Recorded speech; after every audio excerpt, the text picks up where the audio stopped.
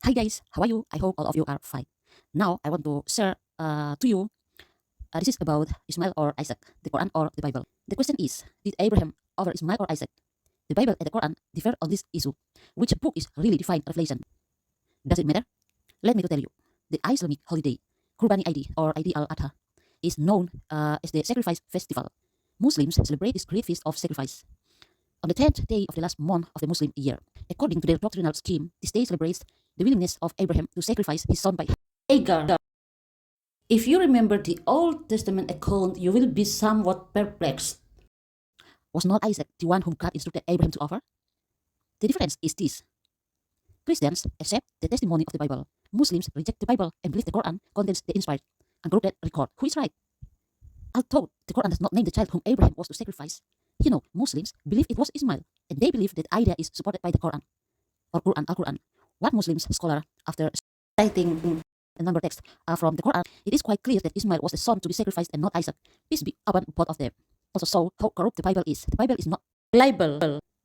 It was barely tampered with by men's alterations and narrations that it no longer can tell which part of it are the true living words of God Almighty and which aren't. Ismail was 13 years older than Isaac, and Abraham loved God Almighty very much that he wanted to sacrifice his own son for him.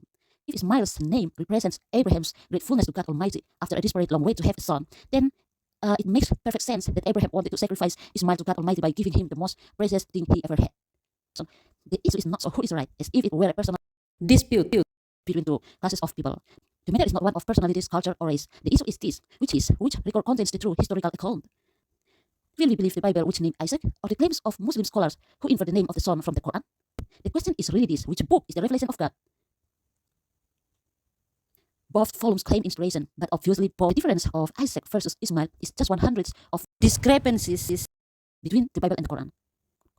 And many of these differences concern crucial themes.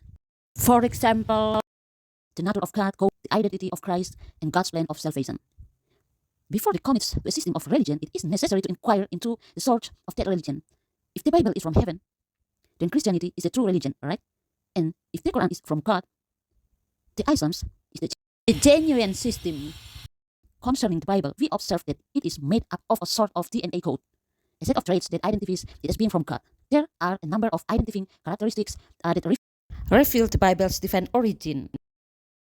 The scriptures, although recorded by approximately 40 human writers over a period of some 1,500 years, contain an amazing unity of purpose and doctrine.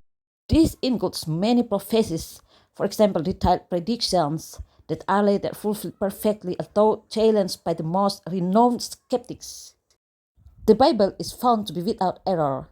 It has been vindicated countless times. Men are ever trying to catch up with the scriptures. But the Quran or Al-Quran, despite its claims, lacks the marks of divine revelation. Its standard treatment of women is no secret to anyone familiar with Islam. The book contains numerous historical inaccuracies and anachronisms, for example, the chronological displacement of persons, events, etc. Here before us are two books. Isn't right? One is flawless and divine. It is the Bible. The other, the Quran, is error-ridden, the product of a self-styled prophet, who was no prophet at all. One encourages us to love our enemies. The other promotes conversion by force and jihad. It's mean a holy war. The Bible records that Abraham was willing to offer Isaac. The Quran, Muslim scholar claim, implies that Abraham was willing to offer Ismail. The issue is, which volume is God's? God's book is perfect, with high moral tone. It is filled with marks of divine inspiration that are beyond the possibility of human production.